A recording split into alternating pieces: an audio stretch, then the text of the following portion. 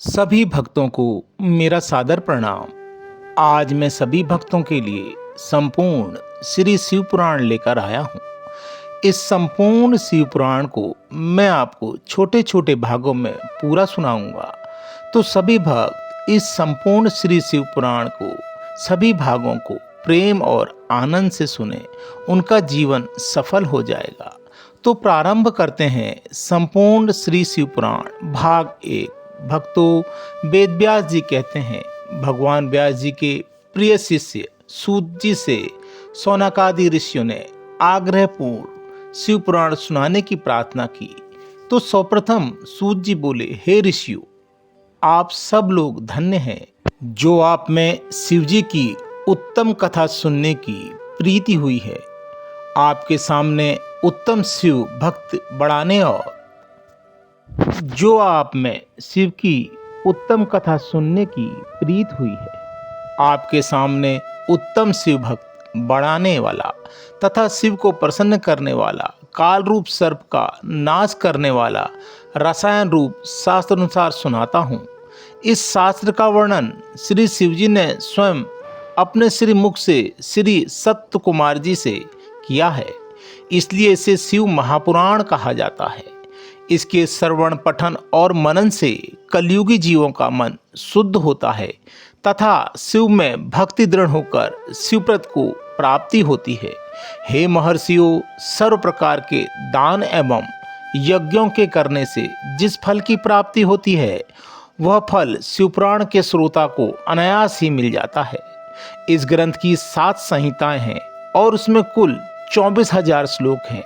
संहिताएं इस प्रकार है: विघ्नेश्वर संहिता, रुद्र संहिता, शतरुद्री, कोटिरुद्री, उमा संहिता, कौशल संहिता तथा 7वीं वायु संहिता वाला यह शिव महापुराण महान एवं दिव्य है, सर्वोपरि ब्रह्मा तुल्य है तथा शुभ गति देने वाला है। आत्मविवेचना पुरुष को इस पुराण का सदा सेवन करना चाहिए। तो भक्तों, अभी मैं आपको बताता हूँ पापी देवराज की मुक्ति की कथा।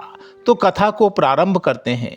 सूत जी कहते हैं, हे श्रेष्ठ ऋषियों, जो दुराचारी, पापी, कामी एवं दुष्टजन हो, वे भी इस कथा के द्वारा शुद्ध हो जाते हैं।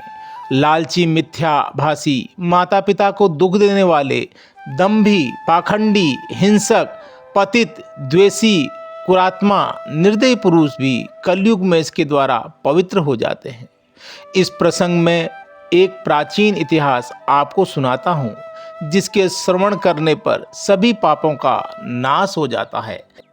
किरात नगर में एक दरिद्र और दुराचारी ब्राह्मण रहता था, जो धर्म एवं देशों से विमुख था। संध्या वंदना तो क्या, वह स्नान तक भी नहीं करता था।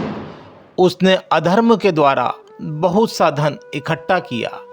एक बार एक तालाब पर स्नान करने गया। वहां एक सोमवती नाम की वेश्या भी आई थी।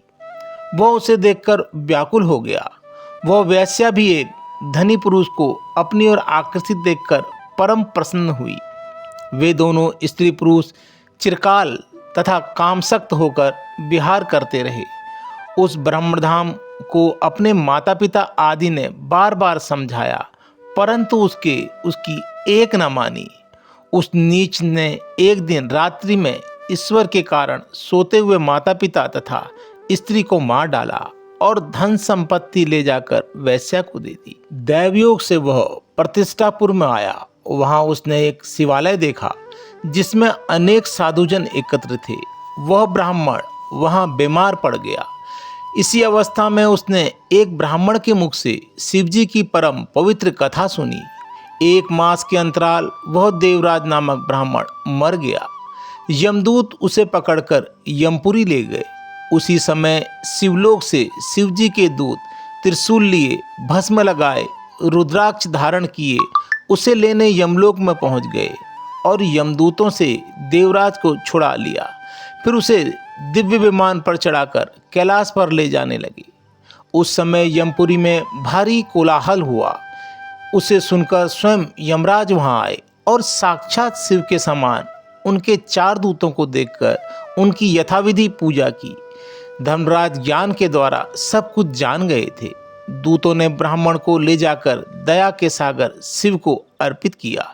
हे मुनि, शिव की यह कथा परम पावनी है, जिसके श्रवण मात्र से महापापी ब्राह्मण भी मुक्त हो गया। अतः शिवपुराण की कथा को विधिपूर्वक सुनने से जो अमर फल की प्राप्ति होती है। तो यह भाग यहीं पर समाप्त करता हूँ। अगले भाग में मैं आपको बताऊंगा चंचुला की कथा। तो अगला भाग आप लगातार देखें। तो भक्तों, यहाँ तक कथा कही में अगर बोलने में कोई त्रुटि हुई हो तो उसके लिए मैं आपसे क्षमा मांगता हूँ और भगवान भोलेनाथ से प्रार्थना करता हूँ कि मेरे सभी भक्तों के दुख दूर करना। हर हर महादेव।